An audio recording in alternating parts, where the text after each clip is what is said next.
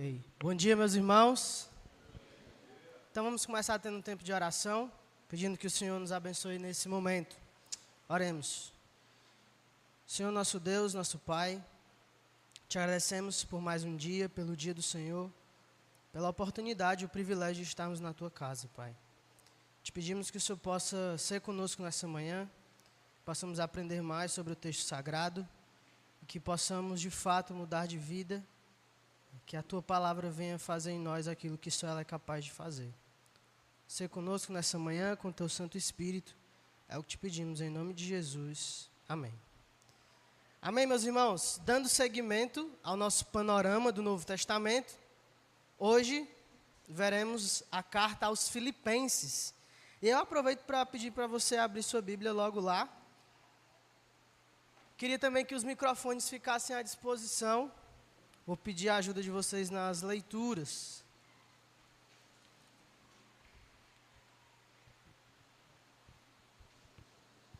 Nós vamos fazer assim nessa manhã. Uma introdução sobre o livro, algumas informações importantes. Depois, os objetivos da carta, da epístola. Em terceiro lugar, as questões teológicas. Não são muitas, mas existem. E, por último, a gente vai ver capítulo a capítulo, mas de uma forma diferente hoje, tá? Então, vamos lá. Sobre o livro. Deixa eu ler logo Filipenses, capítulo 1, versos 1 e 2, assim. Paulo e Timóteo, servos de Cristo Jesus, a todos os santos em Cristo Jesus, inclusive bispos e diáconos, que vivem em Filipos. Graça e paz a vós outros, da parte de Deus, nosso Pai, e do Senhor Jesus Cristo. Então, falando primeiro sobre a autoria, né? A autoria da carta aos Filipenses, ela não é contestada, não é questionada. Durante toda a história da igreja, foi um consenso que Paulo era o autor, o escritor da carta. Isso já fica claro nesse primeiro versículo que a gente leu e também no decorrer da epístola, certo? Paulo recebia apoio financeiro regular dos irmãos em Filipos. Então, esse é um ponto importante a ser destacado, porque ele vai citar isso aqui na carta. Logo no capítulo 4, a gente vai chegar lá e vai falar sobre isso. Olha, quando eu comecei, nenhuma igreja se relacionou comigo nessa questão financeira e vocês me ajudaram, vocês auxiliaram. E era um apoio financeiro, digamos, um tanto quanto regular. Os irmãos costumavam contribuir financeiramente para o ministério de Paulo, não de forma pontual.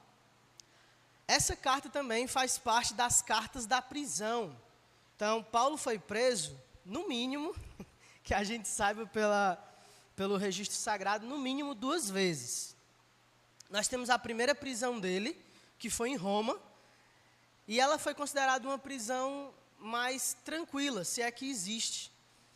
Era uma prisão tanto mais, era domiciliar, ele podia receber visitas, ele podia escrever, como ele fez aqui. Estava um tanto quanto mais confortável do que a sua última prisão, em que ele depois seria morto. Então, essa primeira prisão em Roma foi mais amena, digamos assim. E ele escreveu 4 cartas nessa prisão, dos anos 60 a 62 depois de Cristo. Aqui, não há um consenso de fato se Paulo escreveu Filipenses em Roma, mas é o que tudo indica. Outras opções seriam em Éfeso, que ele passou um tempo lá também, mas nem se sabe se ele ficou preso lá, né? Então, pelo fato dele falar que estava preso aqui, sobre as suas algemas em Cristo, a gente é levado a pensar que ele escreveu em Roma durante essa sua primeira prisão. Quais outras cartas ele escreveu nessa prisão? Quem lembra?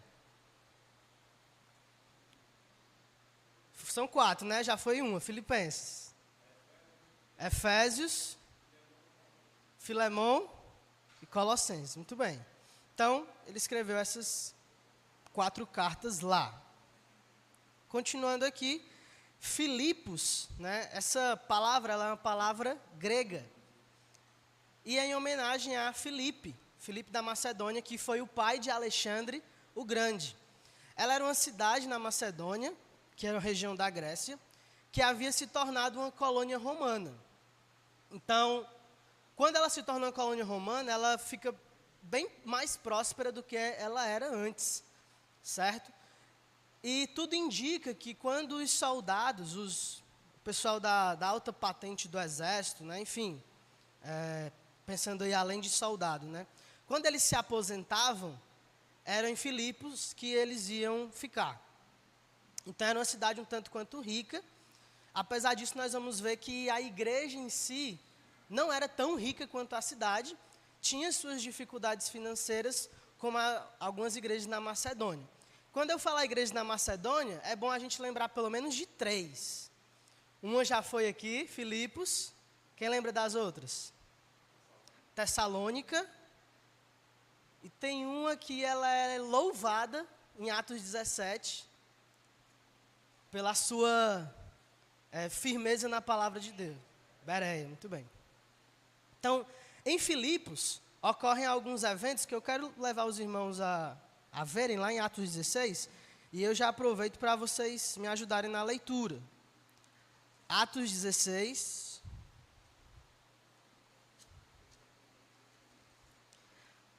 Primeira coisa que acontece quando Paulo está em Filipos é a conversão de Lídia. Antes disso, ele até recebe uma visão de um varão macedônio dizendo, vem para cá, e aí eles vão. E aí acontece a conversão de Lídia lá. Alguém pode ler para a gente dos versos 11 ao 15. Tendo, pois, navegado de Trode, seguimos em direitura a Samotrácia. No dia seguinte, a Neápolis.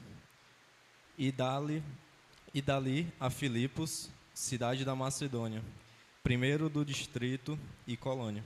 Nesta cidade permanecemos alguns dias. No sábado, saímos da cidade para junto ao rio, onde nos pareceu haver um lugar de oração. E assentando-nos, falamos às mulheres que para ali tinham concorrido. Certa mulher, chamada Lídia, da cidade de Tiatira, vendedora de púrpura, temente a Deus, nos escutava. O Senhor lhe abriu o coração para atender às coisas que Paulo dizia. Depois de ser batizada, ela e toda a sua casa nos rogou, dizendo, se julgais que eu sou fiel ao Senhor, entrai em minha casa e aí ficai. E nos constrangeu a isso. Amém. Tudo leva a crer que a primeira reunião dos irmãos em Filipos aconteceu na casa de Lídia. Seria a primeira igreja, né, onde a primeira igreja dessa região foi fundada. Outra coisa que acontece em Filipos, né, logo após a conversão de Lídia, é a cura de uma jovem adivinhadora. Pedi para outra pessoa ler dos versos 16 ao 18 desse mesmo capítulo. Certo dia, indo nós para lugar de oração, encontramos uma escrava que tinha um espírito pela qual predizia o futuro. Ela ganhava muito dinheiro para os seus senhores com adivinhações. Essa moça seguia a Paulo e a nós, gritando, estes homens são servos do Deus Altíssimo e lhes anunciam o caminho da salvação. 18. Ela continuou fazendo isso por muitos dias. Finalmente Paulo ficou indignado, voltou-se e disse ao Espírito, em nome de Jesus Cristo, eu lhe ordeno que saia dela. No mesmo instante o Espírito a deixou. Amém. É interessante só um parêntese aqui, que essa jovem possessa estava falando alguma coisa errada? O que é que vocês acham? Estes homens são servos do Deus Altíssimo e vos anunciam o caminho da salvação. A teologia está fina, perfeita, né? Só que assim como Jesus, Paulo não aceitava isso. Os demônios também faziam assim com Jesus. Tu és o Filho de Deus, o Altíssimo. Então, mas Jesus não aceitava a adoração deles. Não aceitava que eles falassem isso, né, do ministério dele. E Paulo também não aceitava porque vinha de uma parte diabólica. Outra coisa que acontece em Atos capítulo 16, em Filipos, é a prisão de Paulo e Silas, justamente por conta dessa adivinhadora que teve o espírito que expulso do seu corpo, né? Nós vamos pular essa leitura e vamos logo para a conversão do carcereiro, dos versos 27 ao 34. Quem lê para a gente? O carcereiro despertou do sono e, vendo abertas as portas do cárcere, puxando da espada, ia suicidar-se, supondo que os presos tivessem fugido. Mas Paulo bradou em alta voz: não te faças nenhum mal, que todos aqui estamos. Então o carcereiro, tendo pedido uma luz, entrou precipitadamente e trêmulo, prostrou-se diante de Paulo e Silas. Depois, trazendo-os para fora, disse: Senhores, que devo fazer para que seja salvo? Responderam-lhe: crê no Senhor Jesus e serás salvo tu e tua casa. E lhe pregaram a palavra de Deus e a todos os de sua casa. Naquela mesma hora da noite, cuidando deles, lavou-lhes os vergões dos açoites. A seguir foi ele batizado e todos os seus. Então, levando-os para sua própria casa, lhes pôs à mesa, e com todos os seus manifestava grande alegria por terem crido em Deus. Amém. Uma última coisa que eu não coloquei aqui, também a gente não vai ler, é quando os pretores, eles vão libertar Paulo e Silas, né? Manda esse pessoal ir embora. E aí Paulo diz o quê? Não é assim não. Vocês açoitaram, né, um cidadão romano. E aí eles ficam temorosos, porque lembra que Filipos é uma colônia romana. Então, ao ter feito isso, por ter feito isso, eles poderiam até ter perdido essa questão de ser uma colônia romana, né? Mas aí eles pedem, eles mesmos libertar Paulo e Silas, e aí fica resolvido, né? Mas enfim, só alguns eventos que aconteceram em Filipos. Provavelmente, como eu já falei para os irmãos, Filipos era uma igreja pobre, simples, digamos assim, mas que ainda assim não usava isso como um pretexto, estava sempre ajudando de forma financeira o ministério de Paulo, como a gente já viu. Ele envia essa carta por meio de Epafrodito, né, que estava a serviço da igreja. Mas nós vamos falar de Epafrodito um pouquinho depois, certo? Mas só para os irmãos saberem que quem leva a carta de Roma para Filipos é Epafrodito. E apesar da prisão de Paulo, essa carta é considerada como, qual é o tema da carta dos Filipenses, né? A carta da alegria. Muitos consideram ela assim, e de fato tem várias menções sobre a alegria, júbilo nessa carta.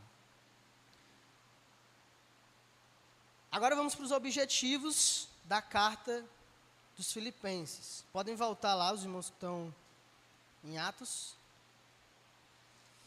O primeiro objetivo de Paulo, ele tem vários propósitos ao escrever essa carta. O primeiro é comunicar sobre a sua situação na prisão. Aí a gente não vai ler todos esses versículos, mas no capítulo 1, dos versos 12 ao 26, Paulo vai falar como é que estava a sua situação na prisão. E ele diz também que essa prisão tem cooperado para o avanço do evangelho. Eles conseguiram prender o mensageiro, mas não conseguiram prender a mensagem. E o próprio Paulo diz, né, olha, por meio disso, toda a guarda pretoriana está sendo evangelizada.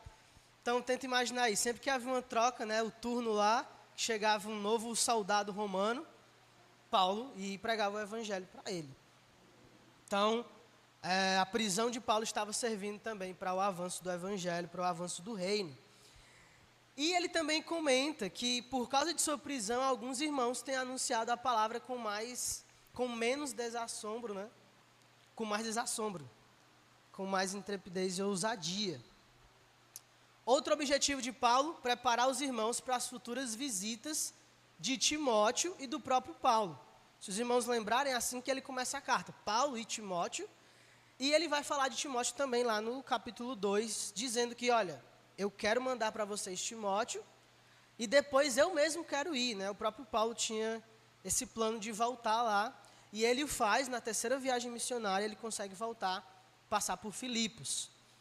Outro objetivo é explicar sobre o retorno de Epafrodito. E aí vamos passar um tempinho agora falando sobre esse personagem importante. Vai lá comigo no capítulo 2, verso 25. Deixa eu ler isso com os irmãos. Julguei, todavia, necessário mandar até vós Epafrodito, por um lado meu irmão, cooperador e companheiro de lutas, e por outro, vosso mensageiro e vosso auxiliar nas minhas necessidades. E aqui a gente já tem algumas informações sobre o ministério de Epafrodito. Ele foi enviado pelos irmãos em Filipos para auxiliar Paulo, prestar assistência a Paulo. Então provavelmente ele ia com ajuda financeira, talvez com mantimentos, roupas, enfim. E aí ele ia ajudar a prestar esse auxílio a Paulo, e durante o tempo que ele ficasse lá, também servindo a Paulo e ao reino. Só que olha o que é que acontece, né? Verso 26. Visto que ele tinha saudade de todos vós e estava angustiado, porque ouvistes que adoeceu. Então, a primeira coisa que Paulo está dizendo é, olha, eu decidi mandar Epafrodito de volta. E está aqui o motivo. Epafrodito ficou sabendo que vocês em Filipos ficaram sabendo que ele havia adoecido mortalmente. Então, olha só como é interessante o que vai acontecer aqui. Nesse processo de servir a Paulo e ao reino de uma forma geral, Epafrodito havia adoecido mortalmente. Então, tinha ficado à beira da morte. E os irmãos em Filipos ficaram sabendo e ficaram preocupados. E Epafrodito depois ficou sabendo que os irmãos em Filipos haviam tido conhecimento da sua situação. E Epafrodito também ficou preocupado com a igreja, né? E aí qual a decisão de Paulo? Depois que Epafrodito melhorou, né, de saúde, manda Epafrodito de volta para os irmãos verem que Epafrodito está bem, né? Só que aí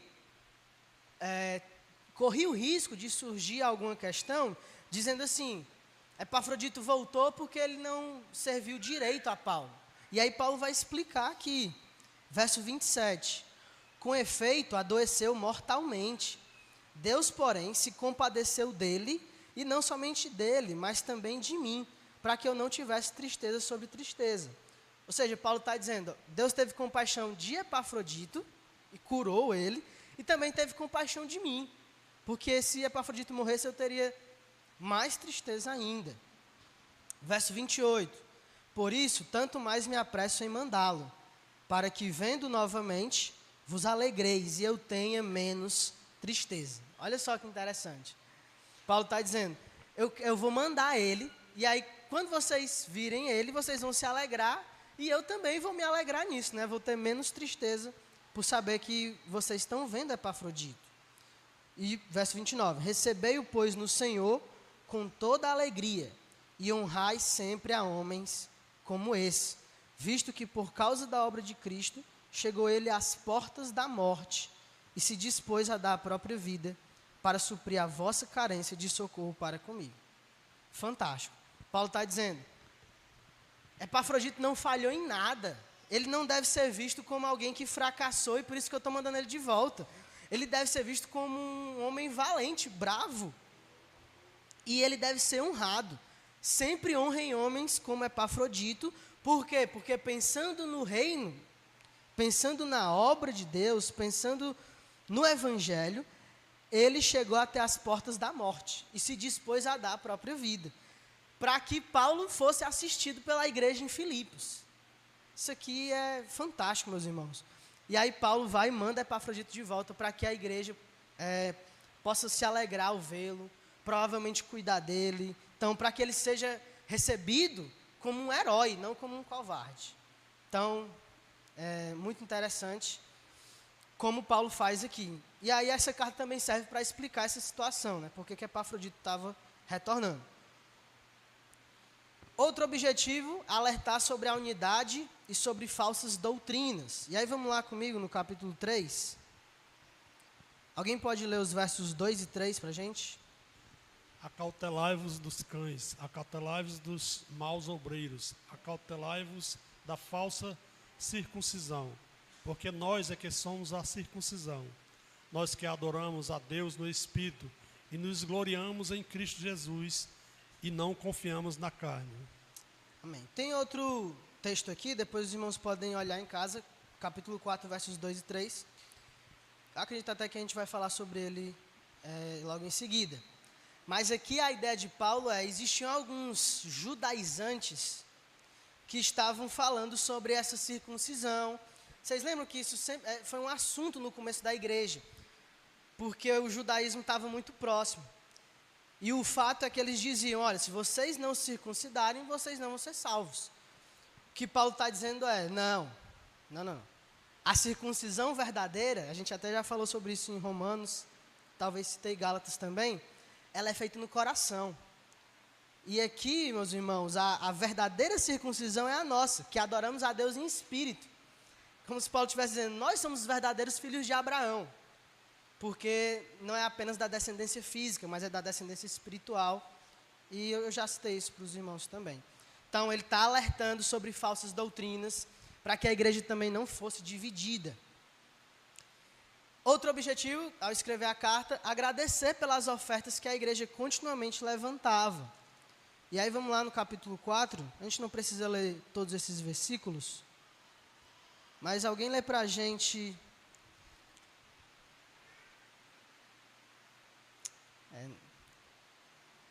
Vamos ler tudo, né? Porque é muito importante. Alguém pode ler dos versos 10 ao 13 e outra pessoa do 14 ao 18? Alegrei-me sobremaneira no Senhor, porque agora, uma vez mais, renovaste a meu favor o vosso cuidado, o qual também já tinhais antes, mas vos falta oportunidade. Digo isto não por causa da pobreza, porque aprendi a viver contente em toda e qualquer situação. Tanto sei estar humilhado, como também sei ser honrado. De tudo, em todas as circunstâncias, já tenho experiência, tanto de fartura como de fome, assim de abundância como de escassez. Tudo posso naquele que me fortalece. Só antes do outro irmão ler do 14 ao 18. Todavia fizeste bem, associando-vos à minha tribulação.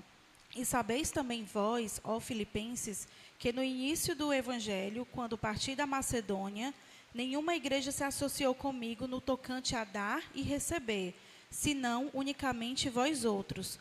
Porque até para Tessalônica mandastes não somente uma vez, mas duas, o bastante para as minhas necessidades.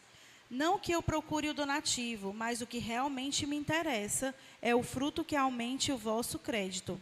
Recebi tudo o que tenho em abundância, estou suprido desde que Epafrodito me passou as mãos, o que me veio da vossa parte como aroma suave, como sacrifício aceitável e aprazível a Deus. Amém. Aqui dos versos 10 ao 13, Paulo está primeiro dizendo, né? Olha, eu estou experimentado em todas essas coisas. O versículo 13, que é bem tirado de contexto, Paulo está dizendo, eu posso usar as coisas naquele que me fortalece, no sentido de que eu posso passar por essas circunstâncias. Eu sei ter abundância, eu sei ter escassez, eu estou experimentado em qualquer contexto aí. E do 14 ao 18, ele vai dizer justamente o que eu já tinha comentado com os irmãos. No começo, ninguém se associou a mim, e vocês fizeram isso, mandando 2 vezes, né? Quando eu estava lá na Macedônia, em Tessalônica, mais especificamente. E aí ele manda essa carta dizendo, olha, eu recebi tudo, tenho abundância, estou suprido, para deixar claro para os irmãos que a oferta chegou e como uma forma de agradecimento. E um outro objetivo é fortalecer a igreja ainda mais com teologia sólida.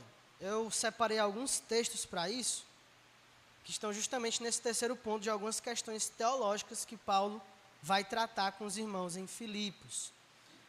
Primeira questão teológica, eu peguei uma em cada capítulo, né? Sobre o sofrimento, cristianismo e o sofrimento, que é um texto bem conhecido também, dos versos 27 ao 30, capítulo 1, alguém pode ler? Vivei acima de tudo por modo digno do Evangelho de Cristo, para que, ou indo ver-vos, ou estando ausente, Ouça, no tocante a vós outros, que estáis firmes em um só espírito, como uma só alma, lutando juntos pela fé evangélica, e que em nada estáis intimidados pelos adversários, pois o que é para eles prova evidente de perdição, é para vós outros de salvação, e isto da parte de Deus. Porque vos foi concedida a graça de padecerdes por Cristo, e não somente de crerdes nele, pois tendes o mesmo combate que vistes em mim, e ainda agora ouvis que é o meu. Amém. Então, Paulo está associando o cristianismo e o sofrimento e está deixando claro para os irmãos, olha, vocês receberam a graça de não somente crer em Cristo, mas também sofrer por Ele, padecer por Ele. E a gente sabe que a igreja nesse período, né, a igreja primitiva, sofreu muito com perseguições. E Paulo já está deixando claro o que Jesus também tinha falado. Olha, se eles odiaram o Senhor, o Mestre, quanto mais não vão odiar vocês que são os servos. Então, esse é um padrão no cristianismo, meus irmãos. Sofrimento. Tem nada a ver com o que a teologia da prosperidade fala hoje em dia, né? De que se você aceitar Jesus, você vai ter bênçãos materiais e tudo. É claro que Deus pode nos abençoar, mas o ponto de Jesus e de Paulo é: cristianismo está ligado com o sofrimento enquanto estivermos aqui. Outro ponto teológico que Paulo vai trazer é em Filipenses capítulo 2, né, dos versos 5 ao 11. Alguém pode ler para a gente? Tendo em vós o mesmo sentimento que houve também em Cristo Jesus, pois ele, subsistindo em forma de Deus, não julgou como usurpação a ser igual a Deus. Antes, a si mesmo se esvaziou, assumindo a forma de servo, tornando-se em semelhança de homem e reconhecido em figura humana. A si mesmo se humilhou, tornando-se obediente até a morte e morte de cruz. Pelo que também Deus o exaltou sobremaneira e lhe deu o nome que está acima de todo nome, para que ao nome de Jesus se dobre todo o joelho nos céus, na terra e debaixo da terra, e toda a língua confesse que Jesus Cristo é Senhor, para a glória de Deus Pai. Amém. 2 pontos sobre esse texto. O primeiro é sobre a palavra kenosis, que é traduzido como esvaziamento. Existe um debate do que seria isso, o que seria o filho se esvaziar. Né? Para não ficar em cima do muro, deixar claro para os irmãos a minha posição, eu acredito que, não somente nesse texto, mas também Mateus capítulo 10, 12, quando Jesus vai falar que o ministério dele é sob o poder do Espírito Santo, na minha visão, ao falar de kenosis, ele está falando de abrir mão do uso dos seus atributos. Sendo ele Deus, ele não pode abrir mão dos seus atributos. Isso não faz sentido.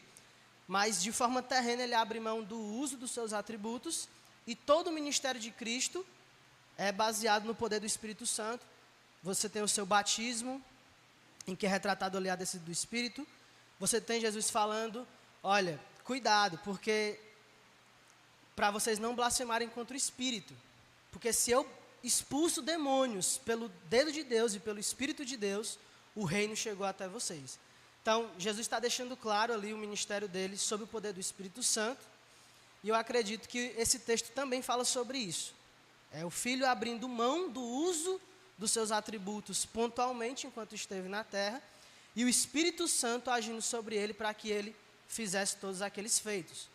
Lembra também de Isaías, os 8 feitos do servo. O Espírito do Senhor está sobre mim, e ele me ungiu para fazer várias coisas, que ele cita em Lucas capítulo 4 também, diante de toda a sinagoga, e dizendo, esse texto se cumpriu agora, porque o Espírito de Deus está sobre mim. Então, enfim, mas esse primeiro ponto eu acredito que nem é o central de Paulo aqui. Algumas pessoas, quando vão entrar nesse debate, esquecem o propósito maior. O propósito maior de Paulo aqui nesse texto é mostrar o exemplo de Jesus. Então, olha, assim como Jesus se humilhou, que o ponto aqui é a humildade, vocês também devem buscar essa humildade.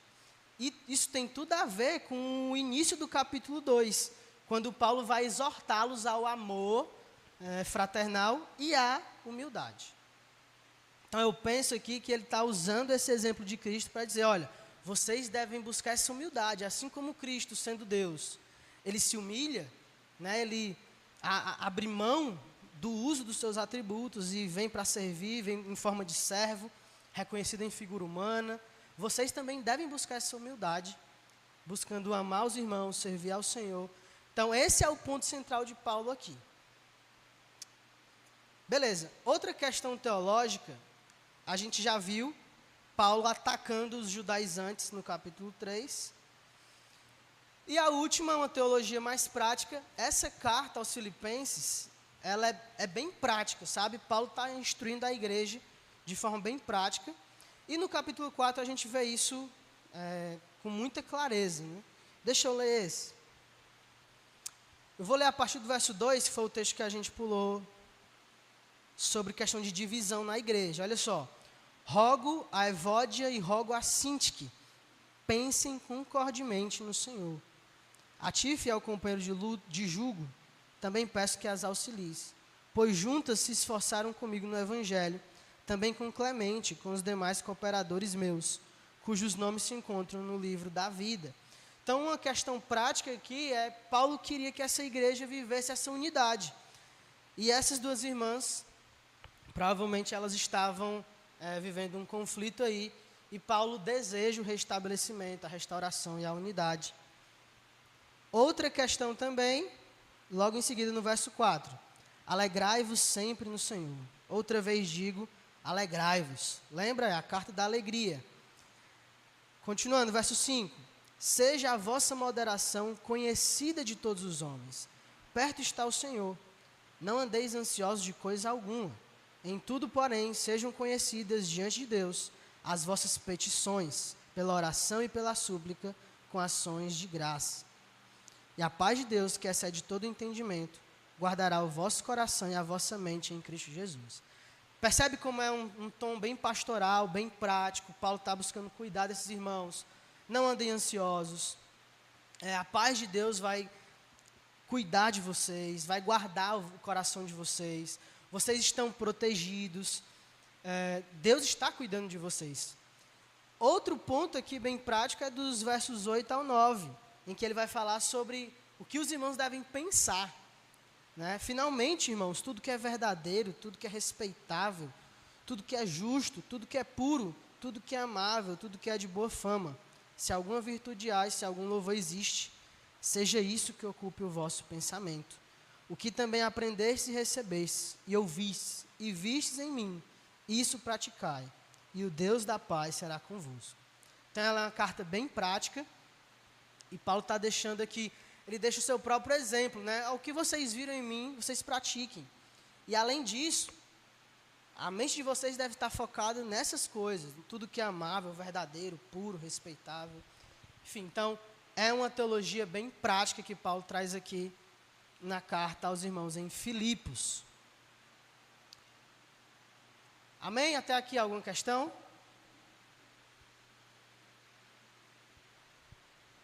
Então vamos lá, como é que a gente vai fazer a divisão hoje?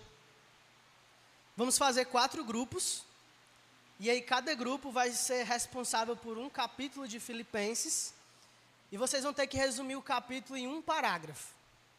É possível? Pois vamos lá. Primeiro grupo vou pedir para vocês fazerem aqui próximo do pastor Vladimir. Pode vir até um pouquinho mais para cá, ó. Segundo grupo aqui, próximo do João. Terceiro grupo ali com o pastor Clesiano. E o quarto grupo ali com o Tiago. Capítulo 1 fica com o pastor Vladimir. Capítulo 2, João. Capítulo 3, pastor Clesiano. Capítulo 4, Tiago. Em um parágrafozinho curto, resumir em Filipenses.